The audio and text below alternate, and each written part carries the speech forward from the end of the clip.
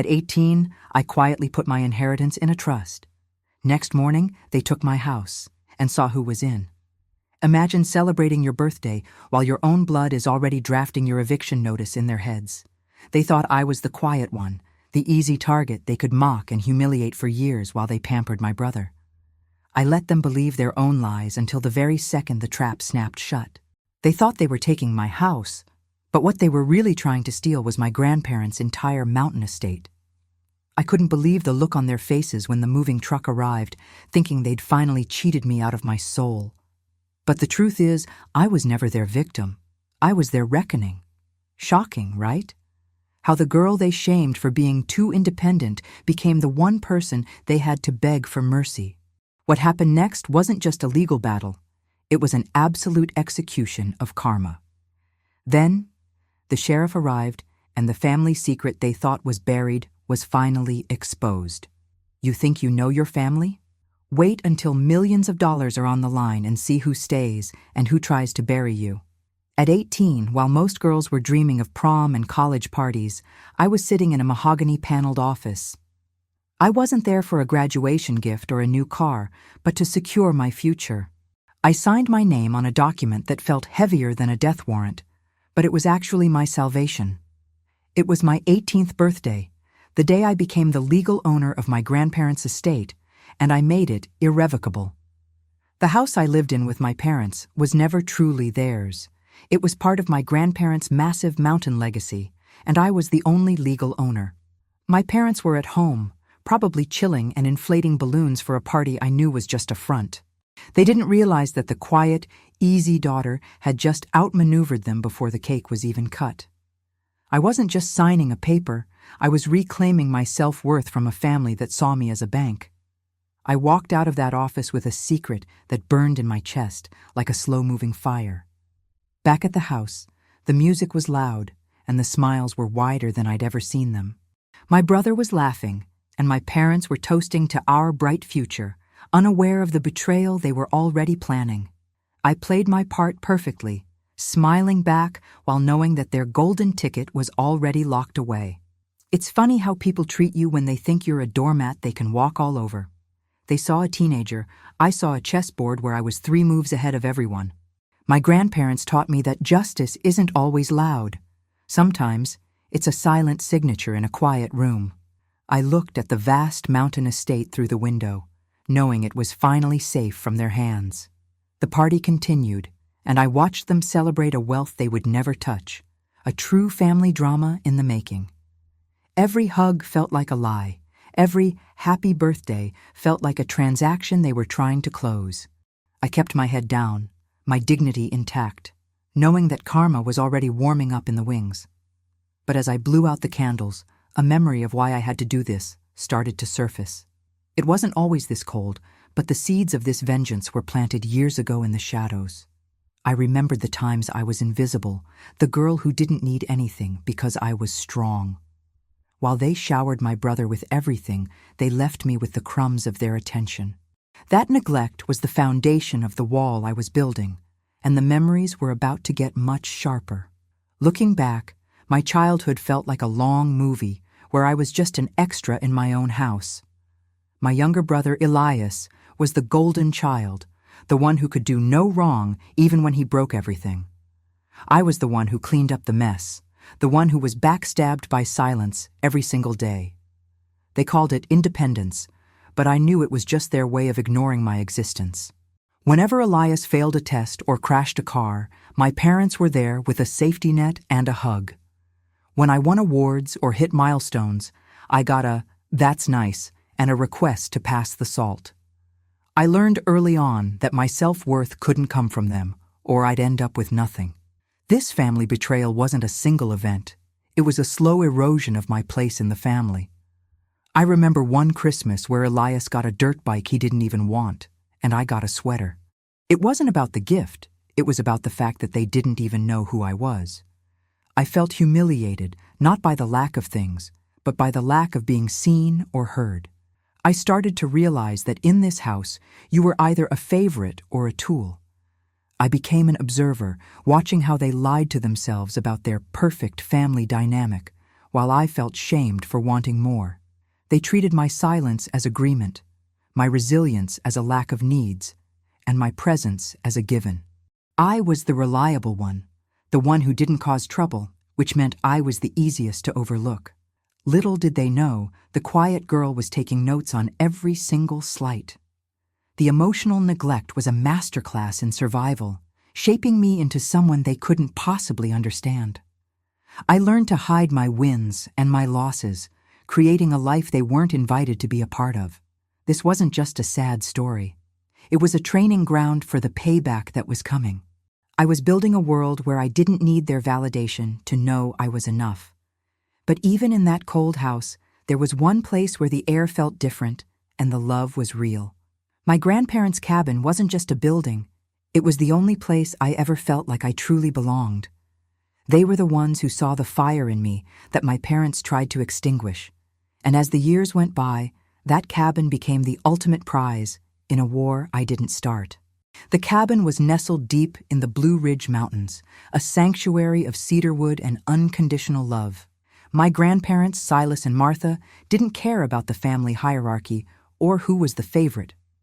To them, I was the one who listened, the one who cared about the land, the one who understood their legacy.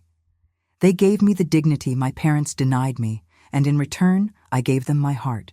Silas would take me out to the porch and talk about the justice of the earth, how you get back exactly what you put in.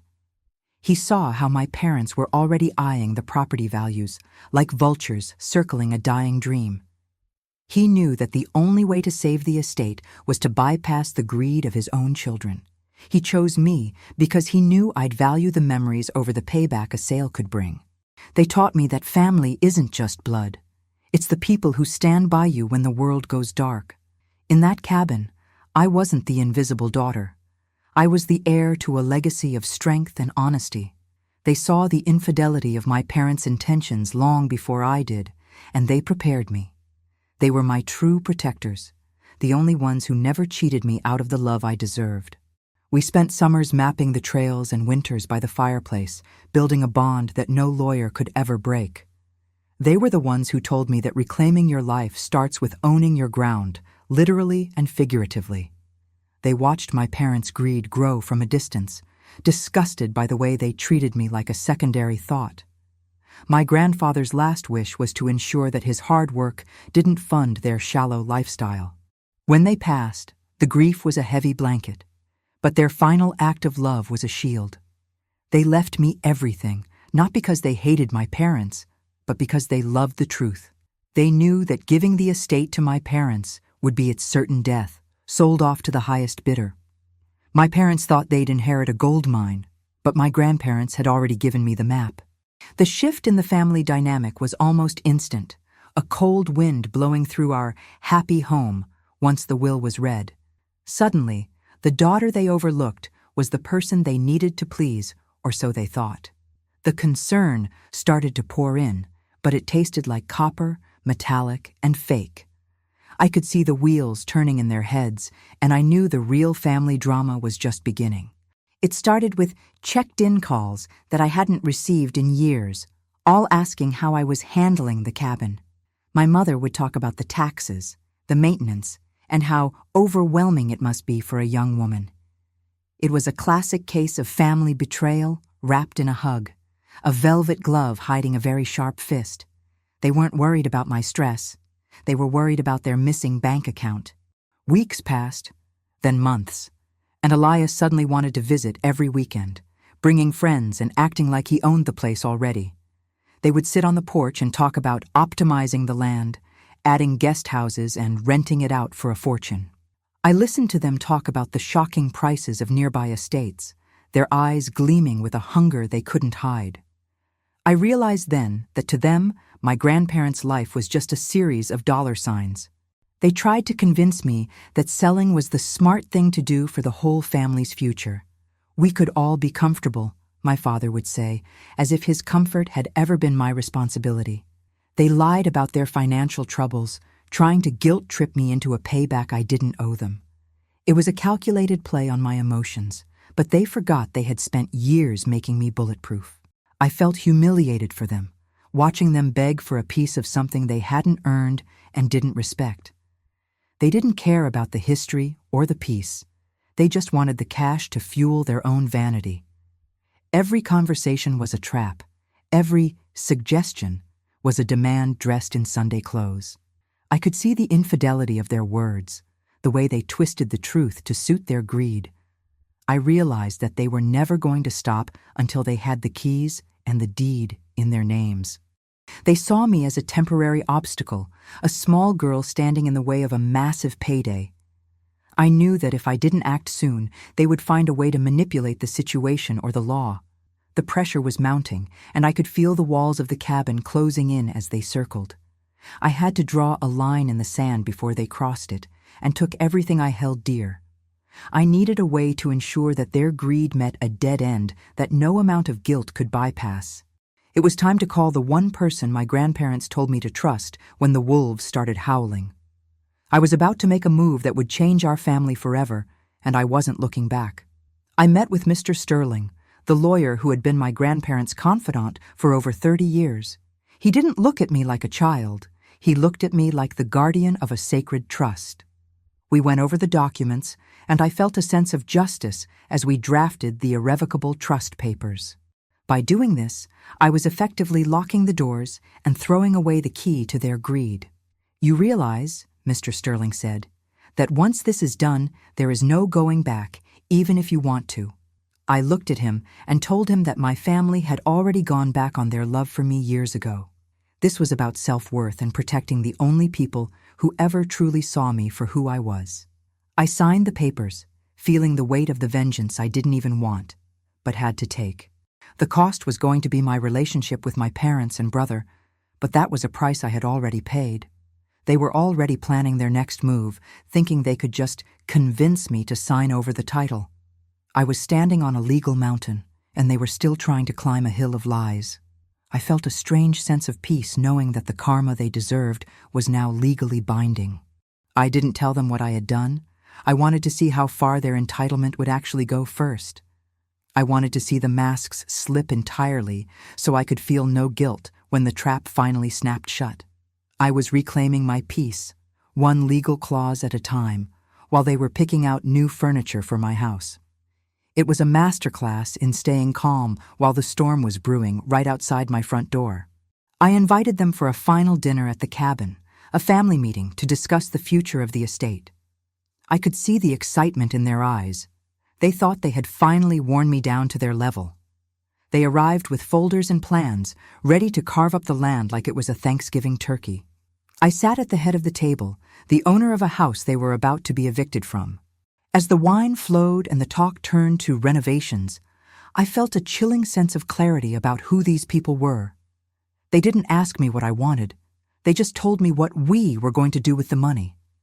I couldn't believe how easily they erased me from the equation while sitting in my dining room. The stage was set for a revelation that would destroy their illusions once and for all. The dinner was a spectacle of greed, with my father already talking about the 6-figure deposit he expected by next month. Elias was laughing about how he'd turned the barn into a private gym and a place to host his high-end friends.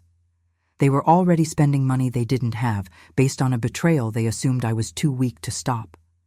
My mother was even talking about which of my grandmother's antiques she was going to sell on eBay. I sat there, sipping my water, watching the family drama unfold in real time as they divided my life. They talked about me in the third person, as if I were a ghost haunting the halls of my own inheritance.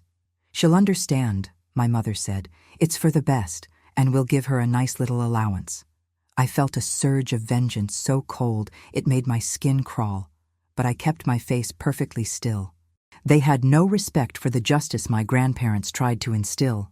They only cared about the payback they thought they were owed. I asked them one simple question. "What if I don't want to sell?" The room went silent for a second before my father laughed. A sound that felt like being backstabbed all over again.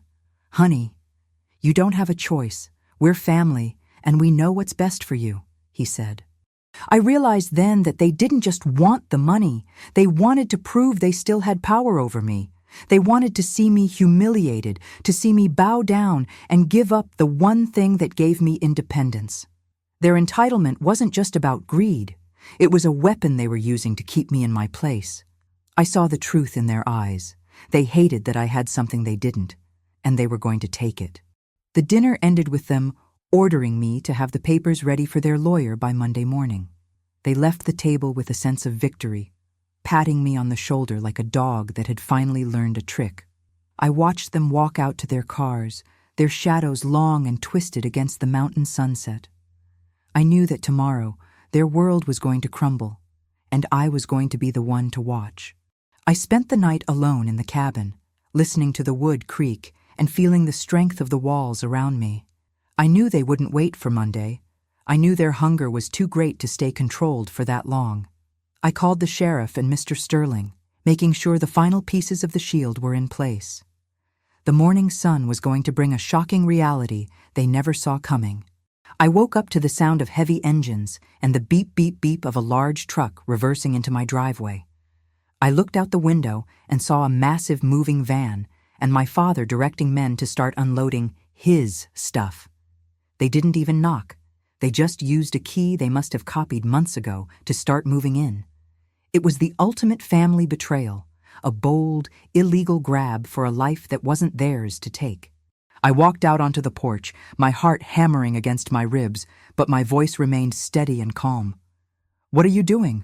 I asked, watching as they started carrying my grandmother's hand-carved chairs toward the truck. My father looked up, a smug grin on his face that shouted infidelity to every promise he'd ever made. "We're just taking what's ours, Suzanne. You're clearly not fit to manage this much responsibility," he yelled.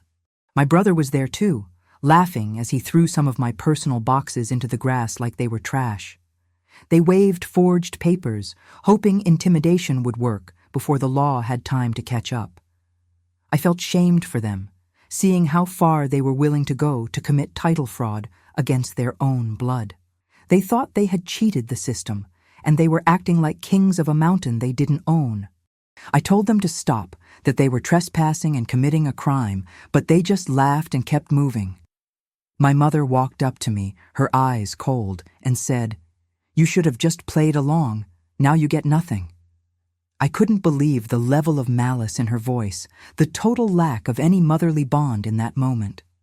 They were so sure of their victory that they didn't even see the black and white SUV pulling up the long drive. The moving men stopped when they saw the flashing lights, their faces turning pale as they realized this wasn't a standard move. My father tried to play it off, waving his forged papers at the approaching officers with a fake sense of authority. He was still trying to act like the head of the house, unaware that his throne was made of sand.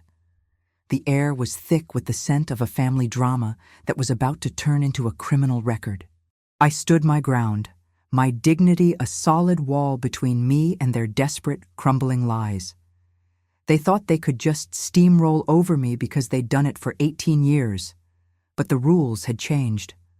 I wasn't the little girl they could ignore anymore. I was the storm they hadn't bothered to check the forecast for. And as the sheriff stepped onto the porch, I felt the first real taste of justice hit my tongue. The sheriff didn't even look at the will my father was shoving in his face. He looked straight at me and nodded. Behind him, Mr. Sterling stepped out of the car, carrying the original certified trust documents and a court order. The look on my mother's face when she saw the family lawyer was a shocking mix of fear and confusion. "There must be some mistake," she stammered, but the truth was finally standing right in front of her. "Mr.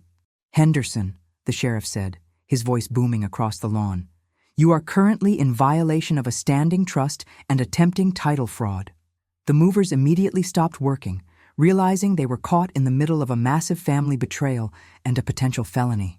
My father's face went from red to a ghostly white as the weight of karma finally landed on his shoulders. He tried to claim I was unstable, but Mr. Sterling just held up the irrevocable trust deed. I watched as the sheriff took the forged papers from my father's trembling hand, marking them as evidence in a criminal investigation. My brother, the golden child, was suddenly silent, hiding behind the moving truck like the coward he always was. They were exposed in the bright mountain sun, their greed laid bare for the neighbors and the law to see. This wasn't just a disagreement. It was a total collapse of their authority and their carefully crafted lies. "You're trespassing," I said, my voice echoing off the trees, "and you have 5 minutes to get off my property before you're arrested." The word "my" hung in the air like a bell, a final declaration of the justice that had been served. My mother started to cry, but they weren't tears of regret. They were tears of being caught and humiliated. They had tried to steal my future, and instead, they had destroyed their own in less than 10 minutes. The moving company, realizing they wouldn't be paid and were part of a crime, started frantically reloading the truck. My parents stood there, backstabbed by their own arrogance, watching as their plans evaporated into the thin mountain air. They tried to yell, to scream about loyalty, but the law doesn't care about the feelings of thieves. Every step they took toward their cars was a step away from the life they thought they could steal from me. As the cars sped away, leaving only dust and silence behind, I felt a massive weight lift off my soul. The reclaiming of my home was complete, but the legal battle was only just beginning for them. They had crossed a line that could never be uncrossed, and the consequences were going to be devastating. I looked at Mr. Sterling, and for the first time in my life, I felt like the master of my own destiny. The following months were a blur of depositions, court hearings, and the slow, public crumbling of my family's reputation. Because they had attempted to use forged documents to seize a multi-million-dollar estate, the district attorney didn't go easy on them. They were facing charges that carried real jail time, and the family drama became front-page news in our small town. I watched from a distance as they were humiliated by the very system they tried to manipulate for their own gain. The financial ruin was the swiftest part. My father lost his job when the fraud charges became public knowledge. They had spent so much money on the assumption of my inheritance that they had nothing left to defend themselves with. Every time they looked for a way out, they hit the wall of the irrevocable trust I had signed on my birthday. It was a perfect cycle of karma, where their own greed became the cage they couldn't escape. I was awarded damages for the emotional distress and the attempted theft, which I used to fortify the estate even further.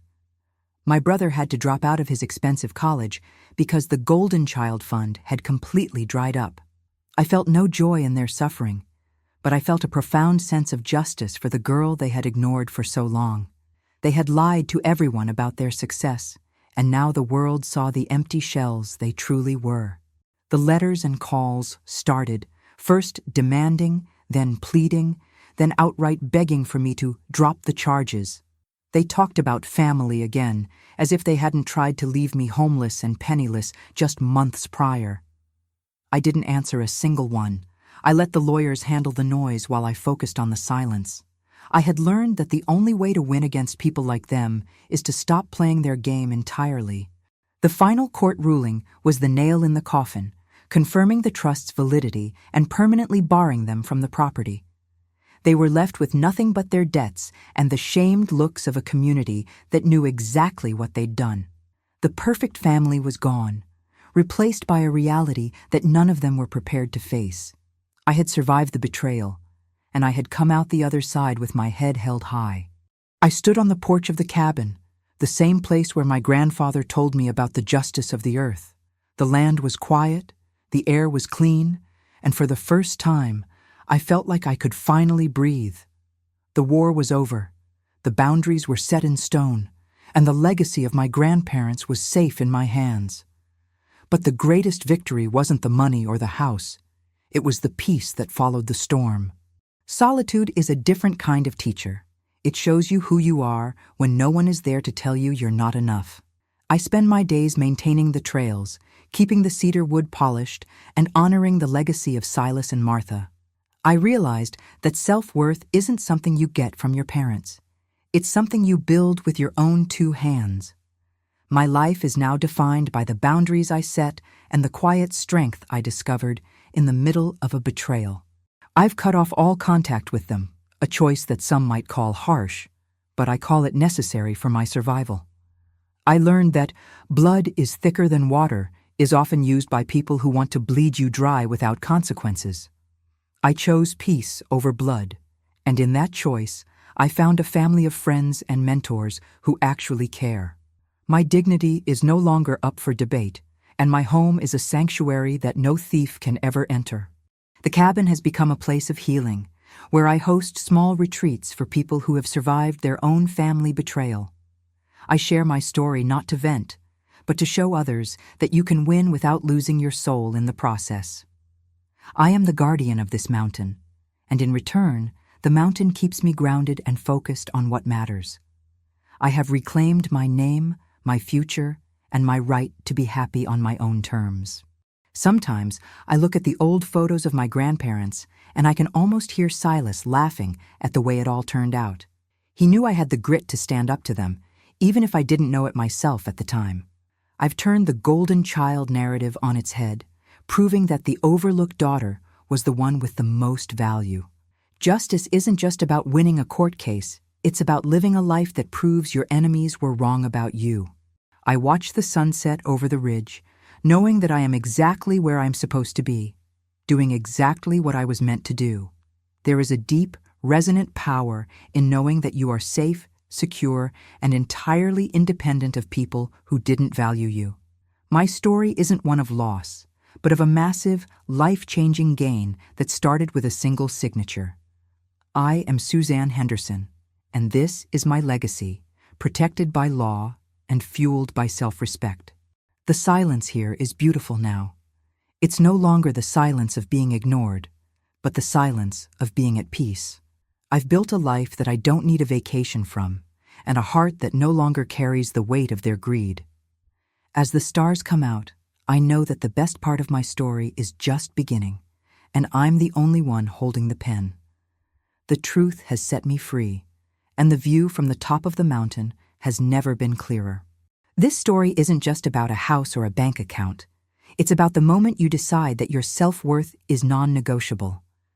Have you ever been the invisible one in your family, only to realize you were the strongest person in the room?